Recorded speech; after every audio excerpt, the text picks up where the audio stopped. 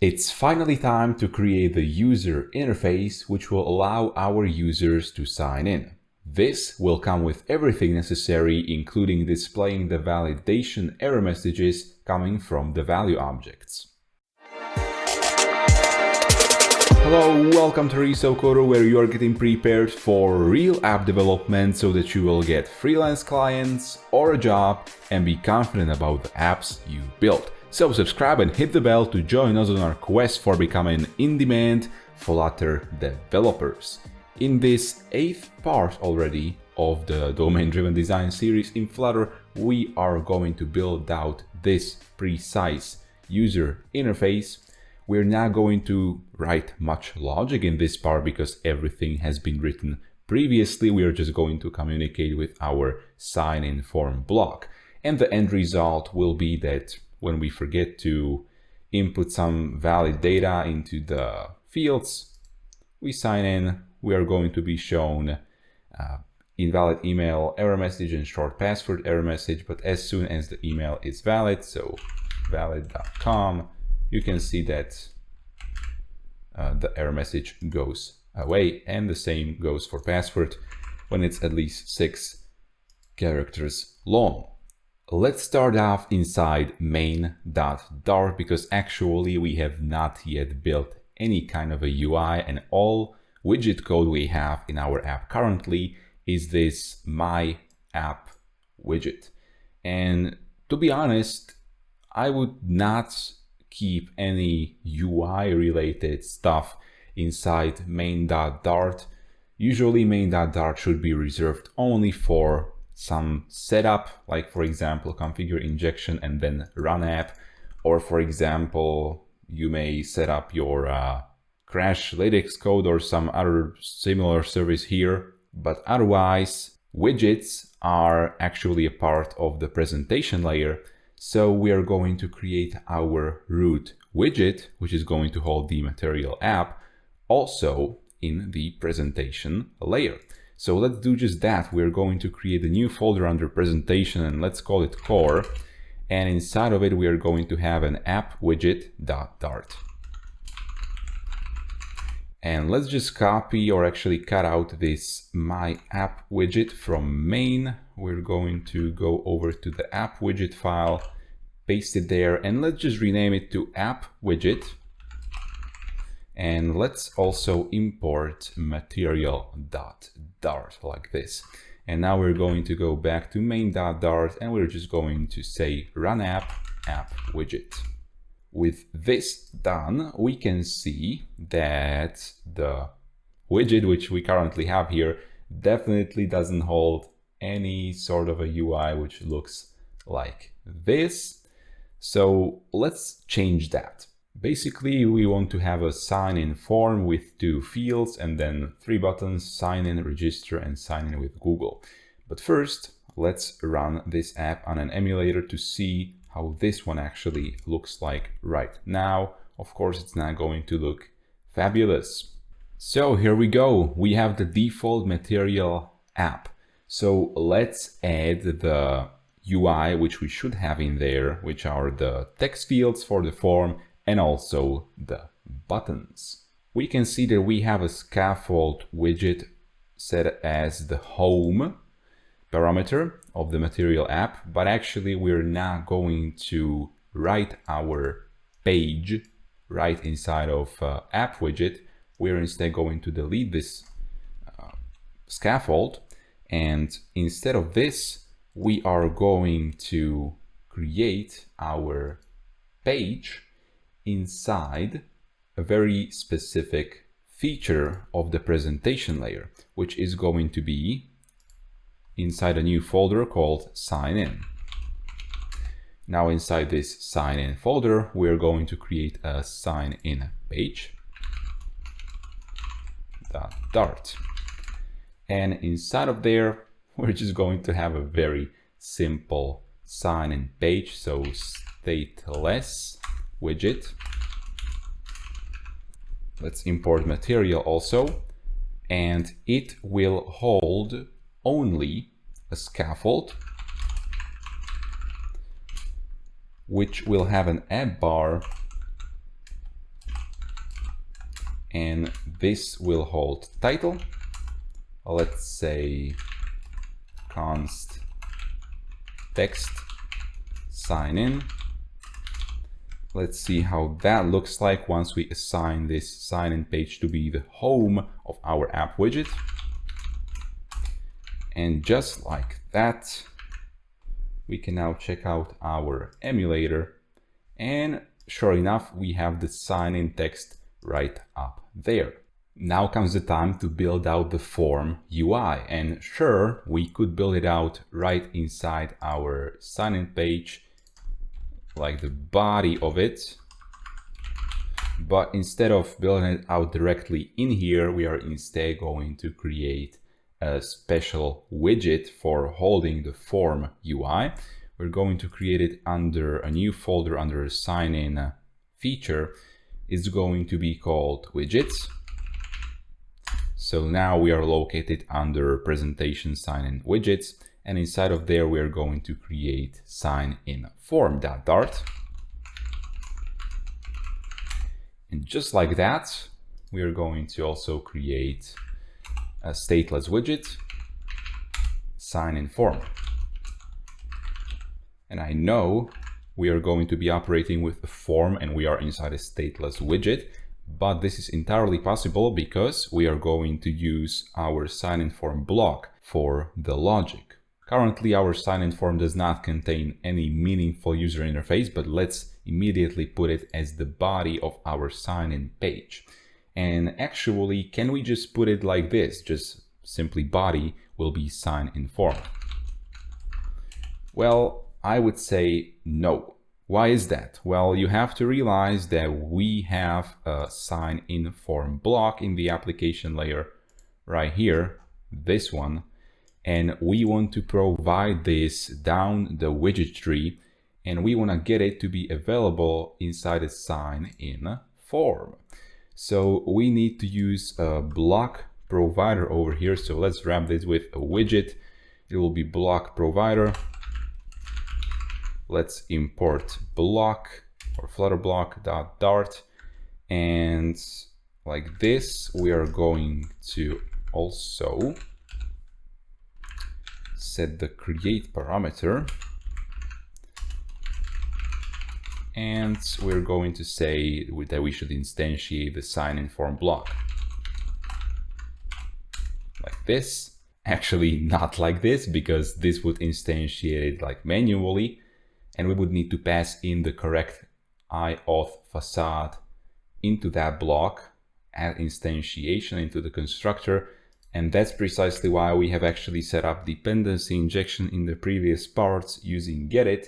So in order to get our instance of SignInFormBlock, which will be set up properly, we're going to instead call getIt with the type parameter SignInFormBlock.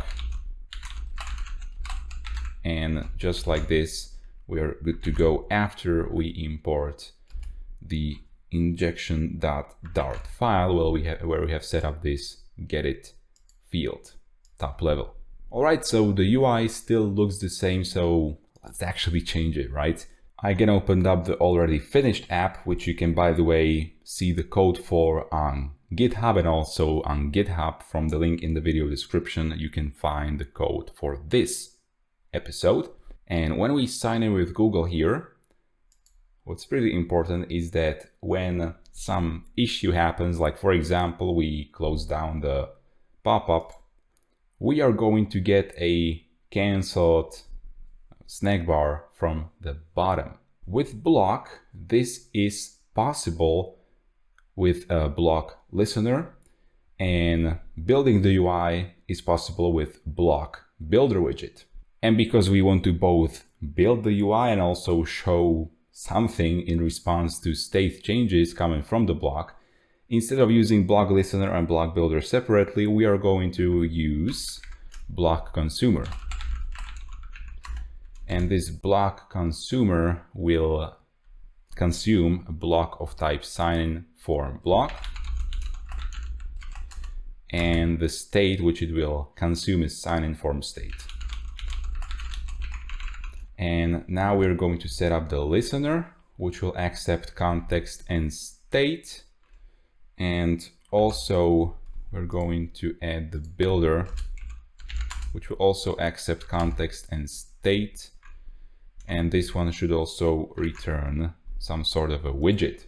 So let's first worry about the UI. We're going to return form, and it will hold a child. And since we want to display multiple inputs, it's going to be a list view. Let's also add the semicolon at the end. And this list view will hold multiple children. And these children are going to be as follows. In the topmost widget, we actually want to display our very cool emoji to tell users that we are inside a note-taking app. So it will be const text, and it will hold the emoji for the notes. So this is how you can find it on Mac. Just type in notes and you're gonna be good to go. And we also need to style it, most likely, because now it looks like this. You cannot even see it properly. It's so much hidden in the corner and so small. So we are going to make this text style to be text style, and we're going to set the font size to be 130. Now it's going to start to look good. And also we are going to center it. So let's just say text align is going to be center. So text align center. And with that, we can see that it's nicely shown on our screen. And it's probably going to be better if you're going to be able to see the screen at all times. So here we go. We have the emulator on the right side. The next thing we surely want to have here is a text form field for entering the email. So let's just create it and see how it looks like right now. Well, it doesn't look any good, but let's just continue. We're going to also set this text form field's decoration because we want to display the email label inside of it. So let's set it to be input decoration. And we're going to say prefix icon is going to be icon icons.email. Okay, save that, possibly format it. We can see that the email icon is added over there, but it's still pretty bad looking. So we are going to say label text, and it's going to be email. And of course, you would probably use some translation here, some localization. Now, what's pretty important for an email field is to set autocorrect to be false, because emails should of course not be auto-corrected with your keyboard, and this parameter will tell the native operating system or the browser or whatever comes next as the Flutter platform to possibly ignore any auto-correction suggestions from your keyboard. Of course, we are currently not communicating with the SignInFormBlock in any way, but before we do any of that, let's first duplicate this widget down. So we're going to have another text form field. This one will be for password, and the icon will be also something different, so lock. And once we save that, we can see how it looks like. And also we can actually make these input decorations to be constant, like this. In addition to autocorrect being false for the password field, we are also going to probably want to obscure the text. So let's say obscure text true. And once we save that, the text will be just dots. Let's face it though, this UI does not look at all like the one you've seen at the beginning of this part. It's not green, but instead it's blue, and it has these lines instead of looking like this for the input fields. So let's change that right now. We're going to set up a theme inside the app widget.dart file. Everything that's possible with a theme is also possible by styling individual widgets, or also we can create some global styles inside a static field inside some class, and you can assign it like that. But if you can use a theme, you should probably use a theme because it makes everything so much simpler and also supports dynamic changes of theme to, for example, light mode and dark mode. First though, let's change the title of our material app, which seems to be incorrect. So we're going to set it to notes. And now let's just say theme, and we're going to set it to theme data dot light, and we're going to copy it with some changes. These changes are going to be that the primary color should be colors.green 800. It's going to immediately change the look of our app. Accent color, let's just set it to be colors.blue accent. I think the default one is light blue, if I'm not mistaken. It doesn't really matter, this accent color is not going to be used that much. The last thing we're going to add into this theme in this part is the input decoration theme. We're going to set it to input decoration theme, and we're going to set up border should be equal to outline input border, because default is underline input border, but we want to have an outline. So outline input border, and we're going to say that border radius should be equal to border radius dot circular, and the radius will be 8. So once we format this, it's gonna look really nice. Of course, it's not looking very nice right now because we don't have any spacing in between the text form fields. So let's change that immediately. But actually, before we do that, we are running inside debug mode right now because we are debugging the app after all. But we don't want to see this debug banner at the top corner. So let's just say debug show checked mode banner to be false. And now it's hidden.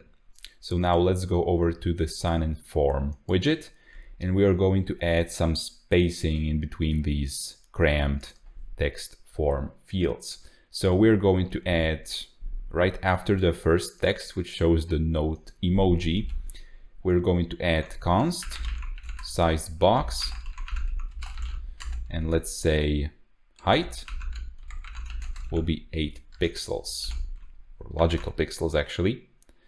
And let's just copy this, and we're going to paste that between the text form fields.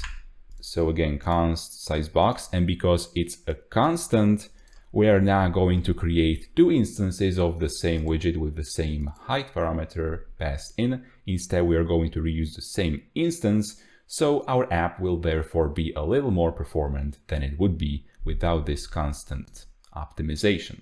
So if you'd like to learn more about constants, as I've said already a few times probably, you can check out the video from the card in the corner. Now comes the time for the buttons. So we want to have them arranged in this manner. So sign in, register are inside one row, and then below them is sign in with Google button. This tells us a lot about which widgets we are going to use for their layout. So we want to have a row for the top 2 buttons, and its children are going to be flat buttons because they don't have any actual background themselves. So flat button comes here, and its child will be const text sign in all caps. Oops, sign in. And let's also set the unpressed, which is required, so that we won't have any errors. So here we go, we have the sign in button. Let's now just copy it in a way. And this will be the register button, but they are not looking anywhere as good as they should be. They are pushed into the left and they don't expand to the full width which the row should give them. So what are we going to do? Well, we are just going to put them into expanded widgets. So let's wrap it with a widget expanded. And an expanded widget has the beautiful property of course, expanding to the biggest available dimension. So in the case of row, it's width. In the case of column, it's height. And it's another beautiful property is that if you have multiple expanded widgets, they are going to divide the space in between them equally.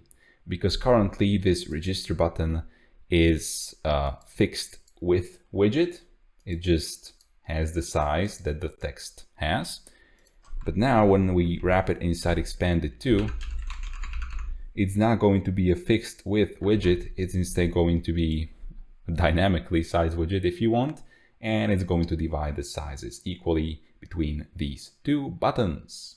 This is looking great. Let's also put the sized box again in between the row and the text form field for the password. And the sign in with Google button will be a raised button. And it will have setup on pressed, of course. Currently, we're not going to do anything inside of there. And we are just going to say color is equal to colors dot light blue, and its child will be text. So again, const text, we're going to say sign in with Google.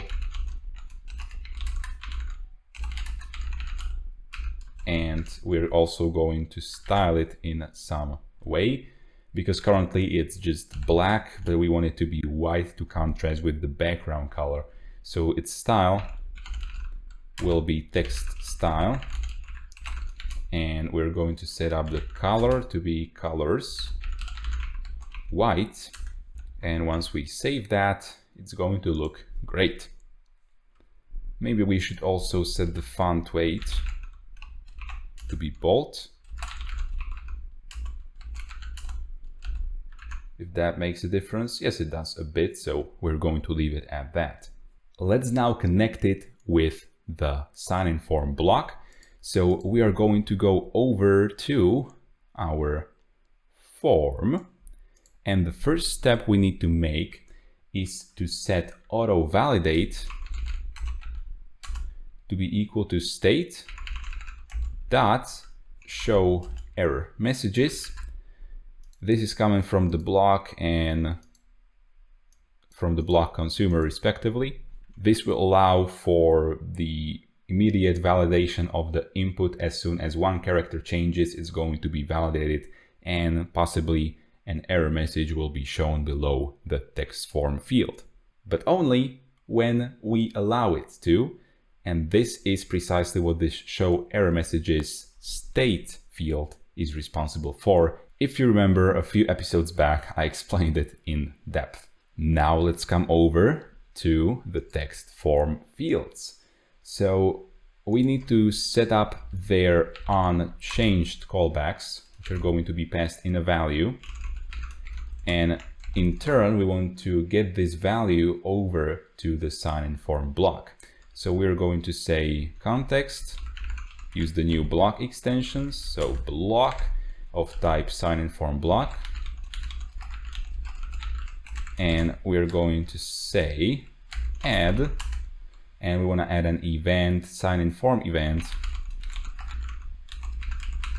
dot email changed and pass in the value as the email string. And what's going to happen inside the block is that this value will be validated inside our value object.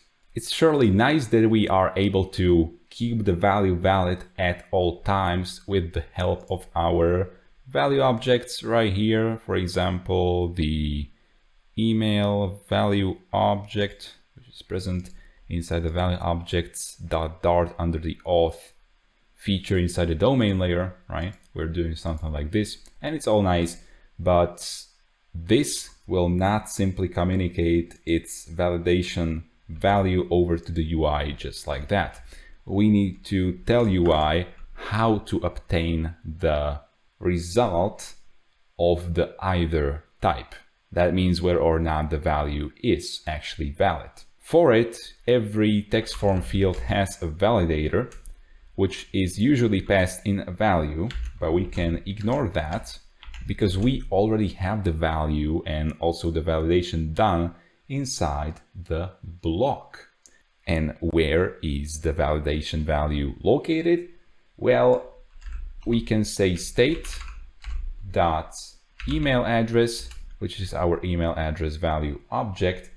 And now we could technically say value, which is the either type, and save that actually, or not, it's not going to get formatted, whatever, and say fold.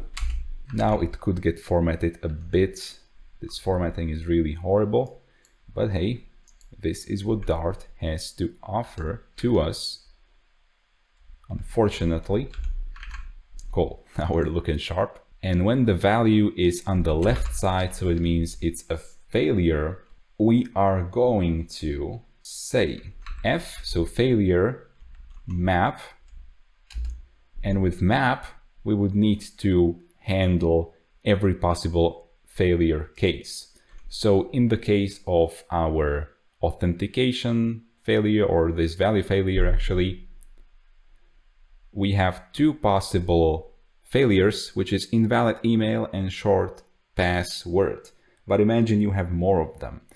We only want to care about invalid email here and show something like invalid email string.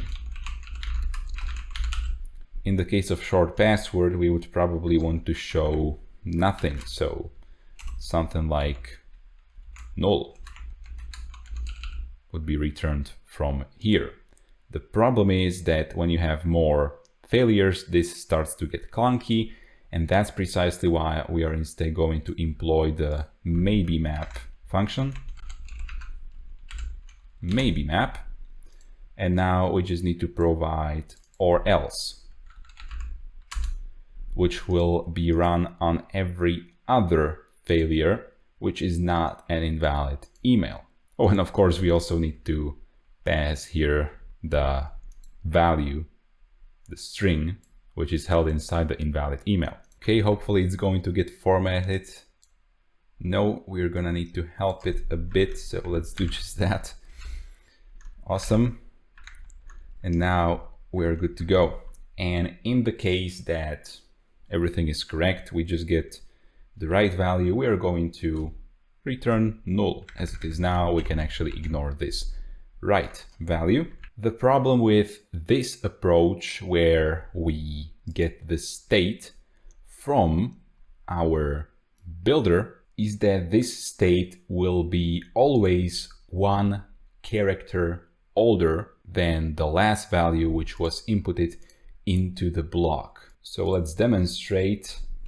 If we say something like A, B, and now we input C, what's going to happen that this unchanged has run with ABC being the value, but the validator has run immediately after unchanged. The problem is that this state from the block did not yet have the chance to process this event. So the state of the block validated only AB, not ABC. C is missing. That's because the UI did not have yet the chance to rebuild this builder with the latest value of the block. What we can do to mitigate this issue is to not use the state coming from the builder, which has not yet been updated, but instead use the state coming from the block directly when we get it using provider. So let's just say context block state like this. So we are still getting hold of the SignIn form state, but through a different way. We're basically getting it directly from the block and not from the builder, and this will actually work. Let's now copy these two methods, so unchanged and validator, and we are just going to paste them into the password field.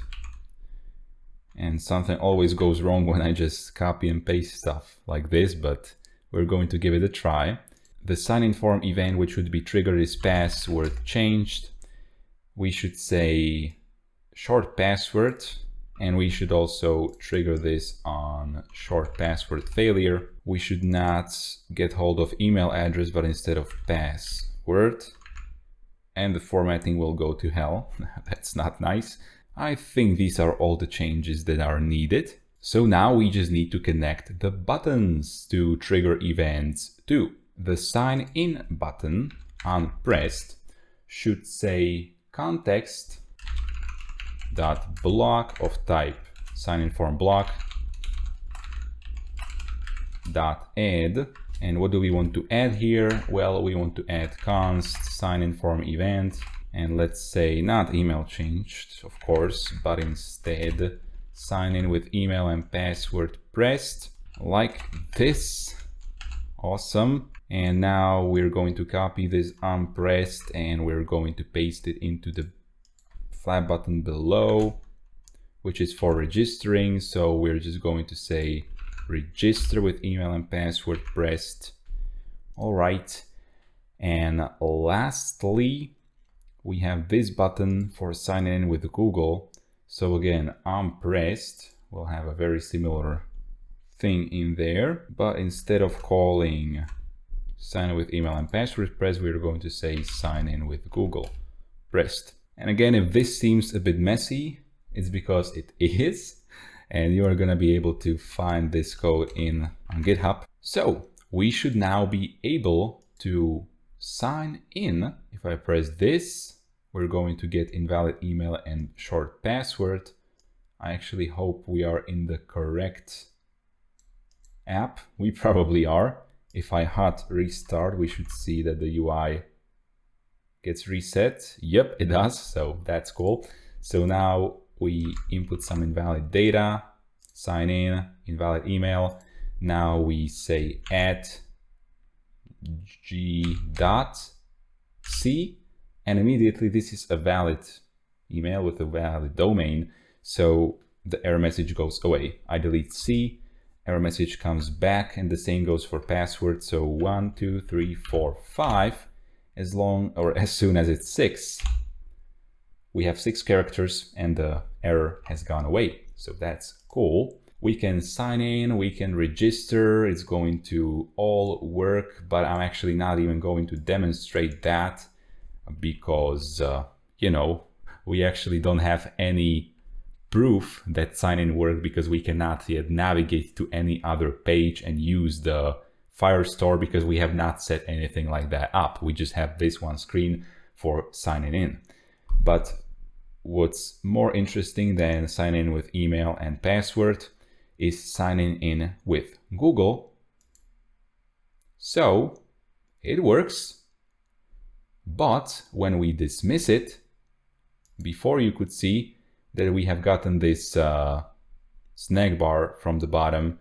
Now we are just going to get an exception, but that's not an issue. This just happens because we catch all uncaught exceptions. For some reason, it also catches the ones which are actually caught. But hey, I mean, this is crazy. This is something which bugs me all the time. But anyway, you see that the app actually did not crash. It's just this stupid VS Code which catches everything, or the Flutter SDK probably. But what we want to do when something like this happens is to show that snag bar at the bottom. And that's precisely what we have this listener for at the BlockConsumer at the top. Here we want to get hold of state.auth failure or success option, and we want to fold it. If it's none, so the left side here, we're not going to do anything. But if it's some, this means it contains either, and this either is of type auth failure or unit. So we want to say that, again, if either dot fold, if it's failure, then we are going to create a snack bar. But if it's all good, we have the right value, so no errors present, we are actually gonna want to navigate to another page, to the home page, but we are going to handle that in a different part. For now, let's focus on the snack bar. We could just use the default snack bar, but that's pretty clunky and we want to get something done quickly. And that's why we are actually going to use a library for snack bars, which is called FlushBar. While we are inside this pubspec.yaml file, we can see that we have a lot of dependencies which are out of date. So let's just do a brief maintenance, update darts, block to 4.0.0, Firebase score is fine, Google sign-in is outdated, get it also, yeah, freezed, everything is outdated, injectable generator outdated, horrible. And now what we want to do is add dependency with pubspec assist. We're going to say FlushBar. It's gonna be added here, currently 1.10.0, and once we save that, we're gonna be able to use that from our SignIn form.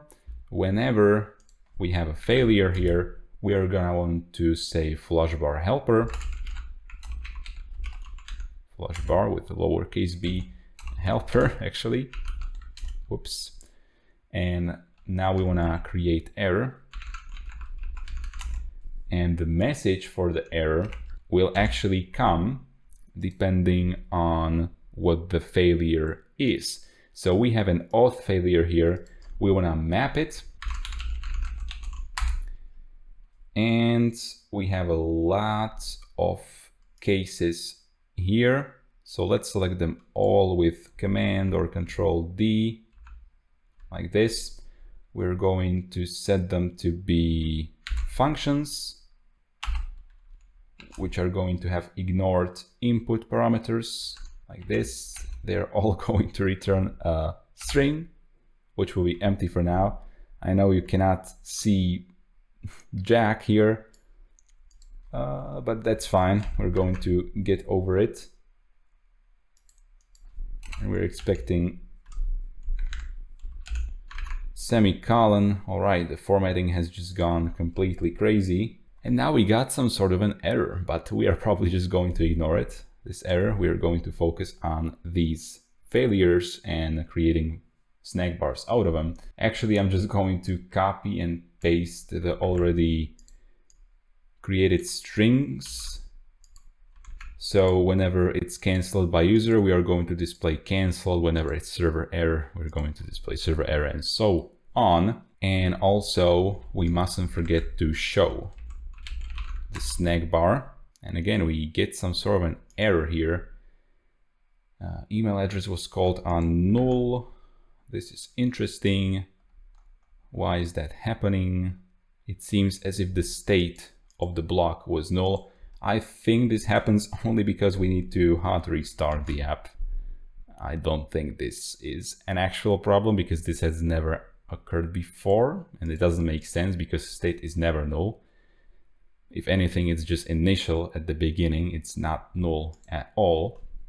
But anyway, now we can still input our data here, register, it's invalid, so that's nice. We get the error messages. And also when some error happens, and the most easily replicable one is when we cancel Google sign-in. Actually, I'm going to uncheck to catch uncaught exceptions so that we won't get crash, and sign in with Google now.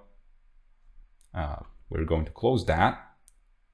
Yay, you can see that we get the cancelled snack bar, and that's of course coming from no place other than our listener. All right, I know that this might have been a bit too much, at least this last part with this formatting of parameters. Yeah, it's really something. You cannot see anything on the screen, but anyway, we got it done. We got the UI working, and in the next part, we are going to progress even more to actually be able to get the already signed in user from Firebase Auth, and then also we are going to decide if after launching the app, we should show the sign-in screen when the user is not yet signed in, or if we should show the notes when the user is of course already signed in. So if you haven't already, make sure to subscribe to this channel if you don't want to miss that next part, and also more tutorials like this. And also join the notification squad by hitting the bell button to make sure you grow your Flutter skills, because here on ResoCoder, I am determined to provide you with the best tutorials and resources so that you will become an in-demand Flutter developer. And if you are serious about becoming a great Flutter developer also who can build real apps for clients or at a job, go to flutter.education. Link is also in the video description to get the top curated Flutter news and resources aimed at improving your app development career. Over there, you can also subscribe to my mailing list to get the best Flutter resources delivered weekly right into your inbox. So, if you like this video, give it a like and also share it with our developers who are going to then learn how to build this nice UI in domain-driven design style, because as you could see, we are not doing any validation whatsoever inside the presentation layer. Instead, everything is coming from the value objects which are present in the domain layer. Leave a comment if you have anything to say, and see you in the next video.